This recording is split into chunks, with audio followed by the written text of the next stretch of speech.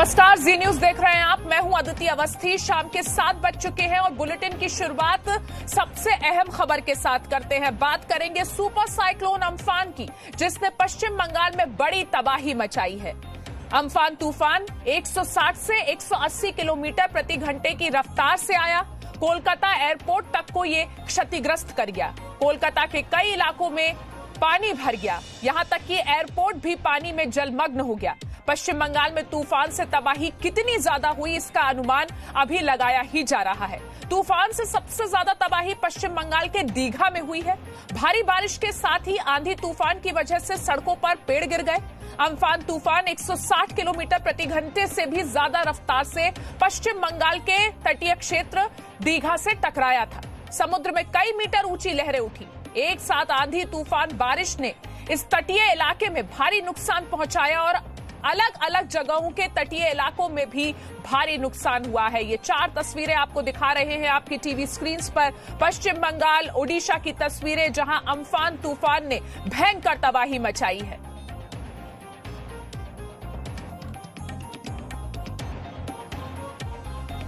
तो ये तस्वीरें कोलकाता, बीरभूम, हावड़ा की तस्वीरें, साथ ही बालासोर, भद्रक और चांदीपुर की तस्वीरें। ये वो जगह है पश्चिम बंगाल और ओडिशा की जहां अम्फान ने भारी तबाही मचाई है। तो कितनी तबाही हुई है इसका अंदाजा तस्वीरों से तो लगा ही सकते हैं आप। साथ ही अभी अनुमान लगाया ही जा रहा है कि पश्चिम बंगाल और ओडिशा को अम्फान ने कितना ज्यादा क्षतिग्रस्त किया है, उनकी रफ्तार पर कितना बड़ा ब्रेक लगाया है। तेज आंधी, तूफान, बारिश और इसके साथ ही हर जगह तबाही की तस्वीरें।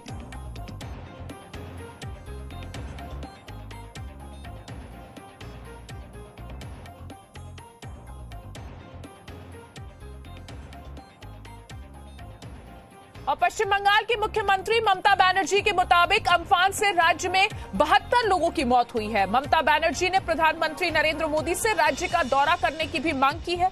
ममता बनर्जी ने कहा है कि अभी हालात ठीक नहीं है। मैं प्रधानमंत्री मोदी से मांग करती हूं कि वो यहां का दौरा करें। मैं भी हवाई सर्वेक्षण करूंगी, लेकिन मैं हालात ठीक होने का इंतजार कर रही हूं। पश्चिम बंगाल के मुख्यमंत्री ने मृतकों के परिजनों को 2.5 लाख मुआवजा देने की भी बात कही है। प्रधानमंत्री नरेंद्र मोदी और गृह मंत्री अमित शाह ने भी पश्चिम बंगाल को पूरी मदद देने की बात कही है। प्रधानमंत्री मोदी ने ट्वीट किया और कहा कि पश्चिम बंगाल और ओडिशा में अम्फान से जो भी नुकसान हुआ है उसके लिए राज्य सरकारों की पूरी मदद की जाएगी। तो एक ऐसी प्राकृतिक आपदा जिसने दोनों राज्यों की रफ्तार को पूरी तरह से रोक दिया है और कोशिश यही की जो यहां पर क्षति हुई है उसकी भरपाई जल्द से जल्द की जाए। और एनडीआरएफ ने कहा है कि पश्चिम बंगाल में अभी लगातार राहत का कार्य जारी रहेगा। पश्चिम बंगाल के नुकसान का जायजा गृह मंत्रालय की टीम लेगी और जो जरूरत होगी उस मदद की जाएगी। पश्चिम बंगाल को 4 और एनडीआरएफ की टीमों की जरूरत है, ये भी बात सामने आई है। इस पर सरकार ने 4 टीमें भेजने का फैसला किया है। एनडीआरएफ रोड क्लियर के नाम में भी काम में लगी हुई है और जितनी जल्दी रोड क्लियर होंगी जिंदगी सामान्य होती जाएगी, यही उम्मीद की जा रही है। उड़ीसा में नुकसान उतना भारी नहीं है, उतना नहीं हुआ है और उनको ये उम्मीद है कि 24 से 48 घंटे में उनके सभी इम्पैक्ट वाले डिस्ट्रिक्ट्स में लाइफ नॉर्मल में आ जाएगा। Life will be back to normal. Impact वाले जिलों में भी 90% पावर और टेलीकॉम सुविधा बहाल हो चुका है और अगले 24 घंटे में ये और अच्छी तरह से बहाल हो जाएगा। लेकिन पश्चिम बंगाल में नुकसान अपेक्षाकृत ज्यादा कहा जा रहा है। इसके बारे में भी आकलन और ग्राउंड लेवल सर्वे होने वाला है और टीम गवर्नमेंट ऑफ इंडिया की वहां जाएगी और ग्राउंड पर उसको फिजिकली आकलन करेगी। और कांग्रेस नेता अधीर रंजन चौधरी ने भी पश्चिम बंगाल में तूफान से तबाही के बाद राहत की मांग की है। ये दोनों प्रदेशों में केंद्र सरकार को जल्द से जल्द भारी रकम, भारी धन मुहैया कराना जरूरी है।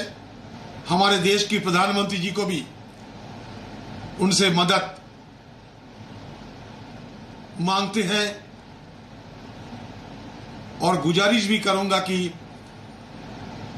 बंगाल की इस नाजुक हालत को मद्देनजर वो जल्द से जल्द ठोस कार्रवाई करे।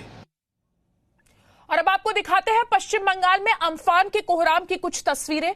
तूफान से तबाही का ये मंजर पश्चिम बंगाल के दीघा का हम आपको दिखाने वाले हैं। भारी बारिश के साथ ही आंधी तूफान की वजह से सड़कों पर पेड़ गिर गए। अम्फान तूफान 160 किलोमीटर प्रति घंटे से भी ज्यादा रफ्तार से पश्चिम बंगाल के तटीय क्षेत्र दीघा से टकराया। समुद्र में कई मीटर ऊंची लहरें उठी और जी मीडिया संवाददाता पूजा मेहता इस वक्त हमारे साथ जुड़ी हैं। पूजा, लगातार कल से आप हमें दिखा रही हैं किस तरीके से पश्चिम बंगाल में अम्फान ने भारी तबाही मचाई है। इस वक्त मौसम के लिहाज से पश्चिम बंगाल में क्या स्थिति है, सबसे पहले ये बताइए।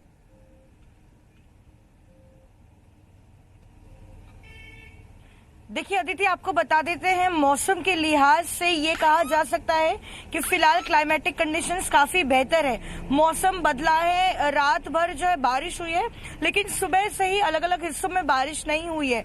लेकिन फिर भी मौसम विभाग की ओर से ये कहा गया है अगर ये चक्रवाती तूफान अम्फन जो है बांग्लादेश की ओर जा चुका भले ही हो, लेकिन फिर भी कुछ कुछ इलाकों में जो है बारिश होती रहेगी।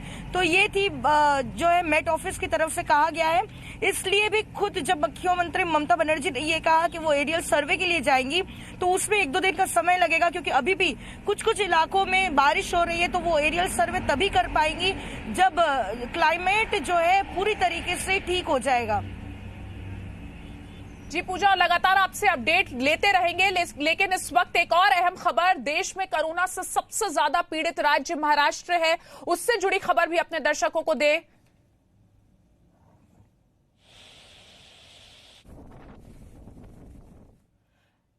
तो अब महाराष्ट्र की बात करते हैं। कोरोना से सबसे ज्यादा पीड़ित राज्य महाराष्ट्र है। मुंबई का हाल कोरोना से काफी खराब है, लेकिन महामारी के इस दौर में भी कुछ अस्पताल मुनाफाखोरी कर रहे हैं। महामारी में मुनाफाखोरी के आरोप अब मुंबई से सटे मीरा रोड के एक हॉस्पिटल पर लगे हैं। आरोप है कि हॉस्पिटल अपनी तमाम फीस के अलावा अब मरीजों से कोरोना सिक्योरिटी चार्जेस के नाम पर 300 और 100 रुपए वसूल रहा है। रिपोर्ट देखिए।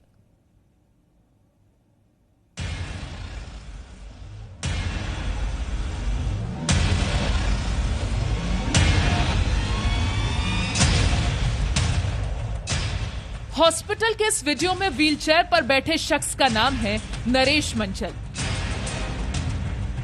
17 मई को नरेश का काशी मीरा रोड के पास वेस्टर्न एक्सप्रेस हाईवे पर एक्सीडेंट हो गया। नरेश को पास ही के भक्ति वेदांत हॉस्पिटल लाया गया। यहां इलाज के बाद नरेश के नाम से 4 फीस पेपर बने।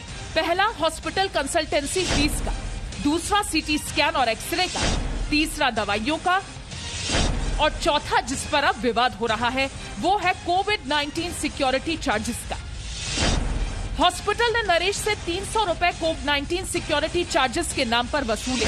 जब इस बारे में ज्यादा पूछताछ की गई तो पता चला कि इमरजेंसी वार्ड में आने वाले हर मरीज से 300 रुपए और ओपीडी में आने वाले हर मरीज से 100 रुपए बतौर कोविड-19 सिक्योरिटी चार्जेस लिए जा रहे हैं। ये ऐसे वक्त में हो रहा है जब मुंबई से सटा मीरा रोड और भाईंदर इलाका रेड जोन में आता है। यहाँ अधिकतर हॉस्पिटल में कोविड-19 के मरीज आते हैं, लेकिन भक्ति वेदांत नॉन कोविड-19 हॉस्पिटल है। इस इलाके के ज्यादातर दूसरे रोगों के मरीज इसी हॉस्पिटल में अपने इलाज के लिए आ रहे हैं। ऐसे में मजबूर मरीज और उसके रिश्तेदारों पर इस स्पेशल कोविड-19 सिक्योरिटी चार्जेस का बोझ डाला जा रहा है। इतने सालों से लोगों से, पेशेंट से पैसा कमाने वाले अस्पतालों को अब अपनी पीपीई किट और जो सेफ्टी चार्जेस के तौर पर 300 या 100 रुपए वसूलने की अब जरूरत क्या आ रही है। जाहिर तौर पर अब जब हमने हॉस्पिटल के जो स्टाफ हैं या हॉस्पिटल के जो अधीक्षक हैं, जब उनसे इस बारे में बात करी तो उन्होंने साफ तौर पे कहा कि इस तरह की कोई गाइडलाइंस उनके पास नहीं है, लेकिन वो चूंकि पीपीई किट यूज कर रहे हैं, सर्जिकल मास्क यूज कर रहे हैं, ग्लव्स यूज कर रहे हैं और ये जो चार्जेस हैं, एक्स्ट्रा चार्जेस, वो ये लोगों से वसूल रहे हैं और इसके लिए अभी तक उनके पास किसी भी तरह की कोई सरकारी परमिशन नहीं है। जब इस बारे में हमने हॉस्पिटल के डॉक्टर अजय सांखे से बात की तो उनका कहना था कि इन दिनों उन्हें अपने स्टाफ की ओपीडी में आने वाले कोविड-19 के संभावित मरीजों से बचाव के लिए मास्क, ग्लव्स और सैनिटाइजर देना पड़ता है। इसके साथ ही मरीजों को भी उन्हें मास्क उपलब्ध करवाने पड़ते हैं। जबकि इमरजेंसी सर्विस वार्ड में उनके स्टाफ को पीपीई किट पहनने के लिए दी जाती है, जिसकी एक्स्ट्रा कॉस्टिंग आती है। यही वजह है कि अस्पताल अलग से मरीजों से ओपीडी में 100 रुपए और इमरजेंसी वार्ड में 300 रुपए वसूल रहा है। डॉक्टर अजय सांखे का कहना है कि कोरोना के वक्त में हॉस्पिटल ये एक्स्ट्रा लागत क्यों उठाए। हर पेशेंट के बाद पूरा table hypochlorite solution everyone is wearing, even the health care workers are wearing all the PPEs जो भी लेवल के हैं। ये जो पीपीईज है, मास्क है, हाइपोक्लोराइड, इसको भी हमें कुछ कहीं से खरीदना पड़ता है। It's additional cost to me, so I am just for safety we have to incur that cost and patient is paying for that and I think patients are happily paying for it because it's a safety charge. जब हमने इस बात की जानकारी phone पर BMC के commissioner Chandrakant Dange को दी और इस पर उनका ऑफिशियल रिएक्शन मांगा, तो उन्होंने इस तथ्य की तह तक जाने की बात कही। काफी देर के बाद जब जी न्यूज की तरफ से कमिश्नर चंद्रकांत डांगे को दोबारा कॉल गया, तो उन्होंने कॉल लेना जरूरी नहीं समझा। इसके बाद हमारी टीम उनसे मिलने भाईंदर उनके ऑफिस पहुंची, जहां उन्होंने व्यस्तता की बात कहते हुए हमसे मिलने से ही मना कर दिया। जब इस स्टोरी के बारे में हमारी उनसे बात हुई थी, तब उन्होंने मुझसे कहा था कि हम पहले हॉस्पिटल से इस बारे में बात करेंगे, उसके बाद आपसे बात की जाएगी। जब हम उनसे यहाँ पर बात करने के लिए आए, ऑफिशियल वर्जन लेने के लिए आए कि क्या इस तरह के हॉस्पिटल्स के खिलाफ किसी भी तरह की कोई कार्रवाई की जाएगी, तो चंद्रकांत डांगे जी ने अपनी व्यवस्थाओं का हवाला देकर हमसे मिलने से ही इनकार कर दिया। ऐसे में सवाल यह है कि जब पूरा देश कोरोना से डरा हुआ है, तब क्या देश के हॉस्पिटल इस बात का फायदा उठाएंगे और लोगों से ज्यादा कीमत वसूलेंगे? क्या लोगों को इलाज मुहैया करवाने के लिए उठाए गए एहतियात की कीमत भी गरीब और परेशान मरीज या उनके रिश्तेदारों से ही वसूली जाएगी?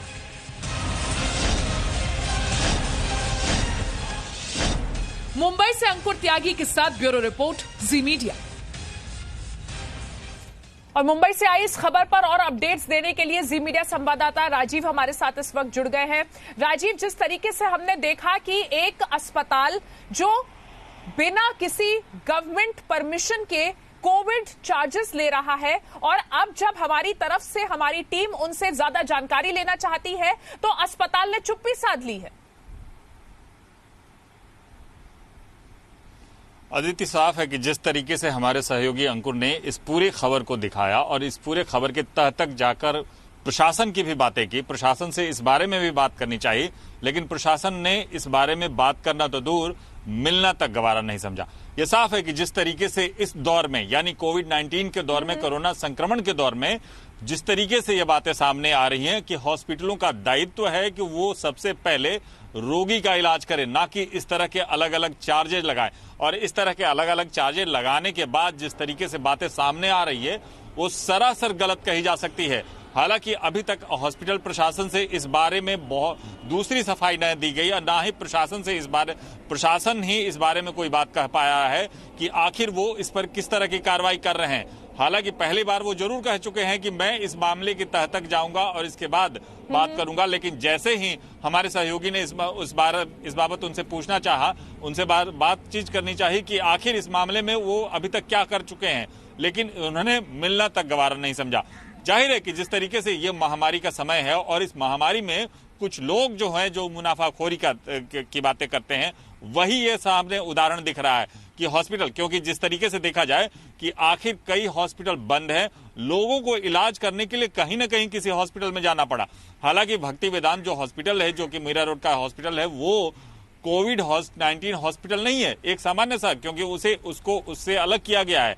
लिहाजा उसे ये जरूर है कि जो भी लोग वहां इलाज के लिए आए, इलाज करना चाहिए, लेकिन ऐसे जिस तरीके से, क्योंकि लोगों की मजबूरी है कि आप उन्हें जो भी उन्होंने चार्ज किया है वो चार्ज देना मजबूरी है। हालांकि डॉक्टर जिस तरीके से कह रहे हैं कि लोग आ रहे हैं और दे रहे हैं, तो ये एक बात साफ है कि लोगों की मजबूरी है, इसलिए दे रहे हैं।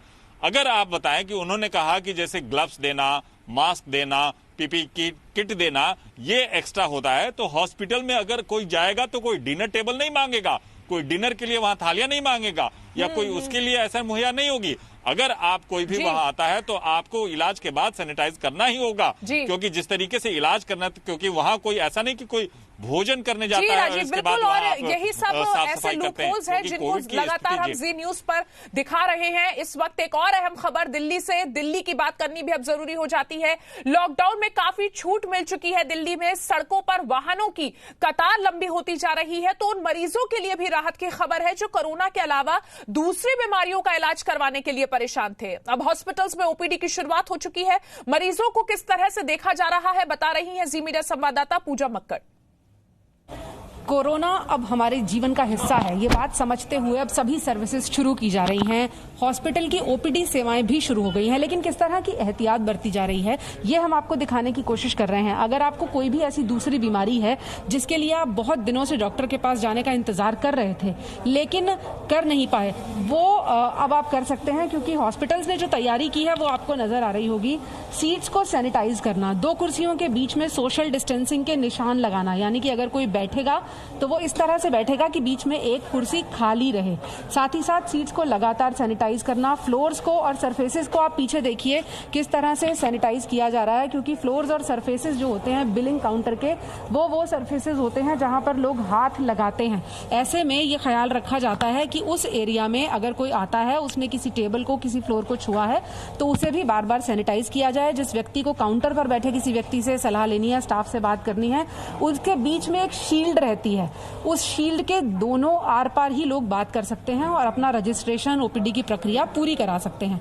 अब अगला कदम है कि डॉक्टर्स को कैसे दिखा सकते हैं आप, तो अब हम आपको सीधे एक ओपीडी में ही लिए चल रहे हैं जहां मरीज इस वक्त मौजूद है और उनको देखने की प्रक्रिया भी चल रही है। तो ये हम जिस हॉस्पिटल की ओपीडी में मौजूद है, यहाँ आप देखिए कि जो कंसल्टेशन है वो कुछ इस तरह से की जा रही है कि 2 गज की दूरी जो कहा जा रहा है उससे ज्यादा डिस्टेंस मेंटेन किया जा सके। यहाँ ये इतना डिस्टेंस आप देख रहे हैं कि ये मेंटेन्ड है और डॉक्टर साहब यहाँ पर हैं, उन्हीं से पूछते हैं। डॉक्टर एनपी सिंह हमारे साथ हैं। डॉक्टर साहब, जो पेशेंट्स आते हैं उनके लिए खासतौर पर क्या एहतियात बरती जा रही है ओपीडी में? देखिए, सबसे पहले तो कोई भी पेशेंट जो एंटर करता है हमारे हॉस्पिटल में, उसकी पहले स्क्रीनिंग होती है, थर्मल स्क्रीनिंग होती है और उसके अलावा उससे 2 क्वेश्चन जरूर पूछे जाते हैं, बुखार या खांसी तो नहीं है। अगर किसी भी मरीज को बुखार या खांसी होता है तो उसको फौरन फ्लू क्लिनिक पर भेज दिया जाता है। That is our first level of screening. उसके बाद पेशेंट और फैमिली अंदर आते हैं। अंदर हर फ्लोर पे जहाँ पे भी वो ओपीडी में आते हैं वहाँ उनसे सबसे पहले यही प्रश्न पूछा जाता है कि आपको क्या तकलीफ है और किस वजह से आप आए हैं। अगर कोई भी उनमें से कोई कहता है कि हमें बुखार है या खांसी है तो उनको अलग से स्क्रीनिंग ओपीडी में भेज देगा। जो पेशेंट हैं उनसे भी बात कर लेते हैं। आजकल लोग हॉस्पिटल आने से डर भी रहे हैं, तो आपको क्या जरूरत पड़ी कि आपको आना पड़ा? हम यहाँ पे अपनी मदर के इलाज के लिए आए थे, उनका अभी अपॉइंटमेंट था तो मैं सर से कंसल्ट करने आया था, बट हम अवॉइड कर रहे हैं कि हॉस्पिटल अभी ना ही जाया जाए, बट इमरजेंसी थी तो हमें आना पड़ा। जीवन कैसे पटरी पर लौट रहा है ये तस्वीर हम आपको हॉस्पिटल से दिखा रहे हैं। खासतौर पर उन लोगों के लिए अच्छी खबर है, बहुत से मरीज जो अपनी दवाएं करेक्ट कराना चाहते हैं या 2 महीने बाद उनके रेगुलर चेकअप का वक्त आ गया है या और कोई इमरजेंसी है लेकिन कोरोना की वजह से डरे हुए हैं, तो इस तरह के एहतियात के साथ अब लगभग हर हॉस्पिटल ने अपनी ओपीडीज खोल दी हैं। बेहतर है अपॉइंटमेंट लेकर जाएं ताकि वहां लंबा इंतजार ना करना पड़े और हॉस्पिटल में आपको भी कम से कम परेशानी हो। पूजा मक्कड़, जी मीडिया। और जी मीडिया संवाददाता पूजा मक्कड़ इस वक्त लाइव भी हमारे साथ जुड़ गई हैं। पूजा, कोरोना के बाद जिंदगी पूरी तरह से बदल गई है, लग रहा है इलाज का तरीका भी अब बदल गया है। बिल्कुल अदिति, जैसे हमने तस्वीरों में दिखाया, इलाज का तरीका ही नहीं, सड़कों पर चलने फिरने के तरीके भी बदल गए हैं। जिस सड़क पर भी हम खड़े होते हैं वहां पर लाल गोले नजर आते हैं, सोशल डिस्टेंसिंग के मार्क नजर आते हैं और खासतौर पर बॉर्डर की तस्वीर हम आपको दिखाते हैं कि अगर किसी को दिल्ली नोएडा के बॉर्डर क्रॉस करने होते हैं तो अभी यहाँ की तस्वीर दिखा देते हैं कि आपको किसी भी काम से जाना हो तो एक बाकायदा चेकिंग होती है, उसके बाद ही गाड़ी को, लोगों को गुजरने दिया जाता है। खासतौर पर जो पैदल लोग होते हैं, चाहे वो हॉस्पिटल के लिए ही जा रहे हों, चूंकि खबर हमने हॉस्पिटल की दिखाई तो उन्हें प्रिस्क्रिप्शन दिखाना पड़ता है और ये भी साथ में ध्यान रखा जाता है कि अगर ज्यादा भीड़ इकट्ठी हो जाती है तो सोशल डिस्टेंसिंग के मार्क यहाँ देखिए बॉर्डर पर भी बने हुए हैं और जो लोग पैदल आ रहे हैं उनको खास तौर पर हम आपको दिखाना चाहेंगे पुलिस किस तरह से वापस भेज रही है ताकि बॉर्डर पर वो जमावड़ा इकट्ठा ना हो जिसकी तस्वीरें काफी दिनों से हम लोग दिखा रहे हैं। ये पैदल लोग हैं और इनको वापस भेजने का सिलसिला यहाँ पर चल रहा है। तो 2 दिन के केओस के बाद ये जो कंफ्यूजन था कि दिल्ली नोएडा के बीच में क्या तस्वीरें रहेंगी उसको मेंटेन करने की कोशिश भी यहाँ नजर आ रही है। पुलिस बल पहले से ज्यादा तैनात है और आज ये कालिंदीकुंज बॉर्डर पे जो हम देख रहे हैं रोजाना जाम की तस्वीरें वो भी कम नजर आ रही हैं। 7 बजे के बाद कर्फ्यू की आदत लोगों को पड़ चुकी है तो जिंदगी कुछ इस तरह से पटरी पर लौट आई है। बिल्कुल, बहुत बहुत शुक्रिया आपका पूजा हमारे साथ जुड़ने के लिए। अपना ख्याल रखिएगा। खबरों के सिलसिले को आगे बढ़ाते हैं। अस्पतालों की ओपीडी अगर शुरू हो गई है तो मेट्रो सिटीज के बीच हवाई सेवाओं को भी शुरू करने का ऐलान कर दिया गया है। मेट्रो से मेट्रो सिटी के लिए 1/3 उड़ानों को इजाजत दे दी गई है। 25 मई से घरेलू उड़ानों को इजाजत मिल गई है। समर शेड्यूल के तहत 1/3 उड़ानों को विमान कंपनियां चला सकती हैं। उड़ानों के जो प्रोटोकॉल्स बनाए गए हैं उनके अंतर्गत क्या कुछ है बता रहे हैं जी मीडिया संवाददाता वरुण भसीन।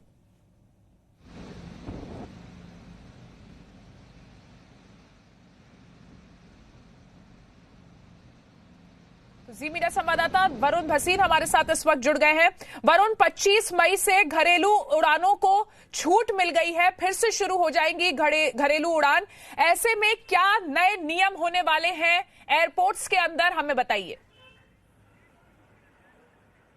जी बिल्कुल, देखिए अदिति जी, अगर मैं साफ करूं तो जो लॉकडाउन था वो फिलहाल भले ही हमें एकदम से लगाना पड़ा हो, लेकिन हमने बहुत ही चरणबद्ध तरीके से केंद्र सरकार ने अभी फिलहाल इन चीजों को खोला है। हमने देखा सबसे पहले जो श्रमिक स्पेशल ट्रेन थी, ट्रेन चलाई गई, उसके बाद हमने स्पेशल ट्रेन चलाई और उसके बाद अब बारी आई है कि जो डोमेस्टिक फ्लाइट्स है उनको खोला जाए और 25 मई से वो शुरुआत होने वाली है।